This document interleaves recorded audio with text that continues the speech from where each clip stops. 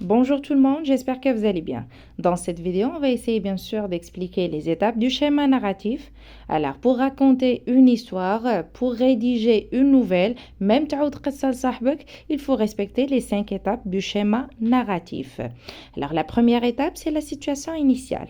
Dans cette étape, alors, qu'est-ce qu'on a maintenant? Une présentation des personnages, du temps, du lieu et de l'action. Alors, qui dit présentation, dit bien sûr description. Description des personnages, du temps, du lieu et de l'action. Et bien sûr, donc, l'utilisation de l'imparfait. Donc, cette étape se caractérise par le calme et la stabilité. Donc, هنا باقي ما عندناش المشكل. Donc, on a le calme et la stabilité. Dans la deuxième étape, on a l'élément perturbateur. Donc, on a une perturbation. Alors, donc, un élément qui va perturber avec le calme. Donc, régie, on a le problème, le mouchkil. Alors, c'est le problème, c'est le nœud, tout simplement, l'uqda. Donc, cette étape, dima katbda lina un mot comme soudain, brusquement, etc. Alors, qui dit bien sûr un élément perturbateur, dit une action brève, soudaine, et donc l'utilisation du passé simple. Alors, dans la troisième étape, on a les péripéties.